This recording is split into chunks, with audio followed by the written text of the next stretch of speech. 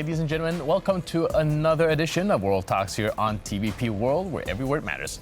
I'm your host, Benjamin Lee, and please join me and my guests on this exclusive interview.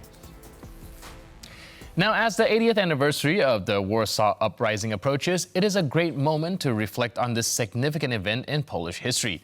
The uprising, which began on August 1st, 1944, was a major World War II operation by the Polish underground resistance to liberate Warsaw from German occupation. It remains a subject of intense debate and analysis. Joining us on TVP World to explore its historical context, implications, and the way it is commemorated is Adam Zamoyski, one of Poland's leading historians. Hello, sir, and welcome to TVP World. Hello. So we are looking at the 80-year anniversary, and I was wondering, how has the interpretation of the Warsaw Uprising evolved over the past 80 years, both within Poland and internationally? Well, it continues to be interpreted in very different ways for a number of reasons, mostly emotional.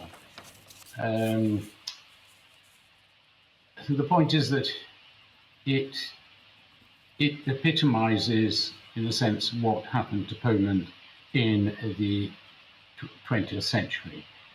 There are three emblematic moments in Polish history in the 20th century. One is the recovery of independence in 1918 and its defense against the Soviet invasion of 1920, the Second World War of 1939 to 1945, and the, as it were, liberation of Poland from communist rule in 1989. The middle one, the Second World War, is in a sense epitomized by the Warsaw Uprising, because although Poland was let down in 1939 and particularly in 1944-5, the real point is that here the actual population of Warsaw tried to risk to, at the last moment, to resist against both the Nazis and the Soviets and to preserve its liberty.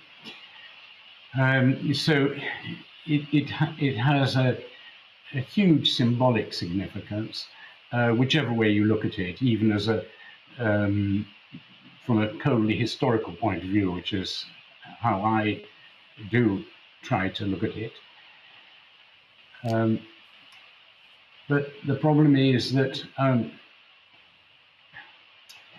some people try to reduce it to cold historical facts and simply say that the Poles were wrong to try and rise against the Germans. They didn't have a chance, it wasn't going to work, and the consequences were catastrophic for tens of thousands of people, for Polish culture, and so on. The other view is that it was a heroic act which established before the whole world Poland's moral stance in resisting aggression. And it's very difficult for historians writing about it to navigate between these two views, because you need to be both, to be fair, you need to be both a historian and a sociologist.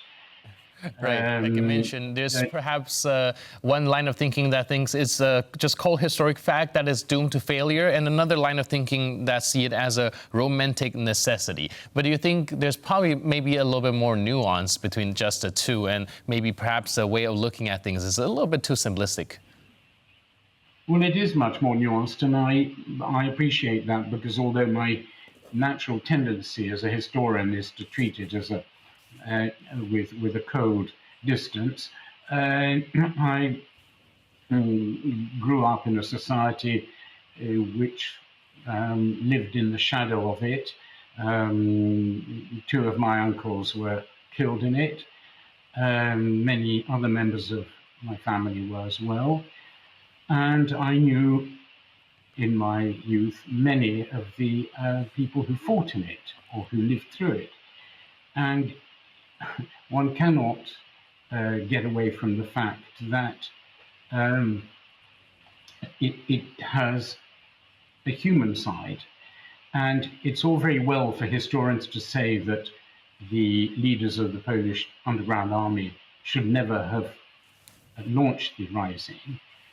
But you have to look at the sociological aspect, which is that they really didn't have a choice, because after 4 years of Nazi occupation, young people, particularly in Poland, were just determined to have a go at the Nazis.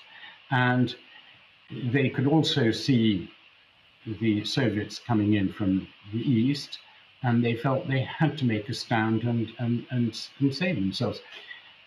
So one can't just dismiss these arguments. You have to, in any historical period, you have to think yourself back and put yourself in the shoes of the average person at the time.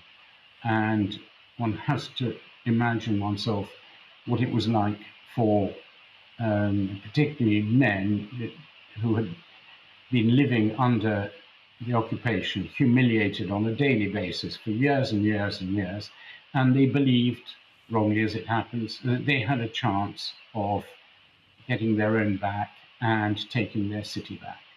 And you cannot dismiss that as foolishness or just a wrong decision.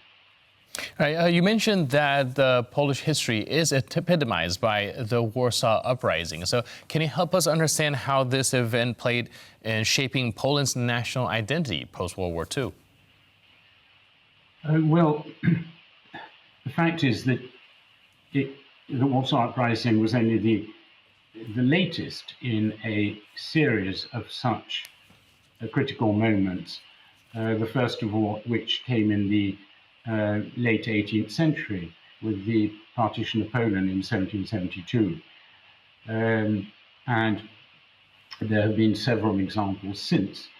What it is about is that Poland and Polish society have been natural allies of what we now call the Western powers. At the time, it was France and Britain and indeed southern Germany against, in the 18th century, against the expansionism of both Frederick the Great of Prussia and the Empress Catherine the Great of Russia, both of whom wanted to expand their influence and take over, push that influence into Central Europe and take over the heart of Germany, thereby leaving Europe divided into a Western half, which believed more or less in some kind of constitutional and liberal values, particularly after the Enlightenment in France, and an Eastern one which believed simply in total autocracy. And the same pattern is repeated in 1944, when you've got Russia determined under Stalin to take over really most of Europe and turn it into a great communist world they can dominate, and a Nazi Germany that wanted to take over the whole of that part of Europe as well. And the point about the Warsaw Uprising is that it symbolizes, it epitomizes the awful fact that in both cases, Poland's natural allies in the West, principally Britain and France, recognized the danger too late, and either failed to act or found that they could not act because they had left it too late. And so they had to let their natural ally and one who should be very useful to them as a counterbalance to both an expansionist Germany and an expansionist Russia, they had to let that ally down. You mentioned, well, some of these allies realizing the threat a little too late. Is there a lesson that we can draw from the Warsaw Uprising in a modern day perspective? Very much so, because what we are seeing in Ukraine is the same, essentially the same battle going on. There are peoples such as the Ukrainians and the Poles and the inhabitants of the Baltic states and the Czechs and so on, who are part of the Western European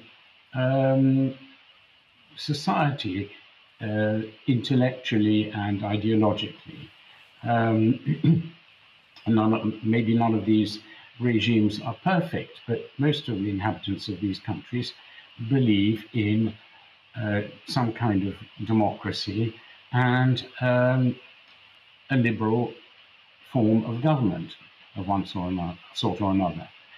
And at the moment, they are under attack from Russia in a very real sense, and most real in Ukraine, but all the other countries are also being attacked in all sorts of with all sorts of subterfuge. And the West has been slow to recognize, their natural allies in the West have been slow to recognize how vital it is for them, not just for the people here in East Central Europe, to stop this. And fortunately, in the most recent case, in the case of Ukraine, the West has begun to recognize it, or began to recognize it, but a little bit too late, and are still nervous about supporting it wholeheartedly. And we are facing absolutely the prospect of another, a possibility of another such crushing of a natural ally, simply because of the problem not being recognized early enough, action being taken too late, and then that action being piecemeal, such as originally not supplying certain types of weapon and then saying that they can only be used in such and such ways. Had the West reacted quicker 2 years ago, the war in Ukraine might well have been over by now. All right. Now, drawing our attention to current day, what do you believe is the most important message for a future generation when reflecting on the Warsaw Uprising? Well, I think it's important to understand for ordinary people who don't think about politics very much, and why should most young people think about politics all the time? What it is important for them to realize is that they are living in the West in maybe not ideal societies, because there's plenty wrong with society and politics in the West, but nevertheless, they enjoy huge freedoms and an extraordinary standard of living, and that there are people they should identify. They should realize which people in the world, most people in the world, would like those standards of living. Some are crushed and can't express those desires, but there are those who have achieved a level of liberal society and democracy similar to those in the Western democracies, and that these people must be supported because we are all brothers and we're essentially in the same boat. And it's no good letting some of the boats in the fleet be sunk because the main ships will be sunk as well in the end. The point that people should realize is that there are people just like them who are fighting for their lives and need to be supported absolutely. And sometimes, as in Ukraine, fighting for their lives actually, in fact, but in many other countries, fighting for their lives simply politically on an everyday basis. Right, so it is important to reflect that the freedom that we so much enjoy is fought for with sweat, blood, and lives. And of course, at this anniversary, we all have to remind ourselves that freedom is not just a privilege, but also a responsibility. Thank you, sir, for joining us. Really appreciate it. And thanks again for being with us on TVP World. Thank you. And with that, we conclude this edition of our interview. But for more news, update, and commentary, please stay tuned to TVP World.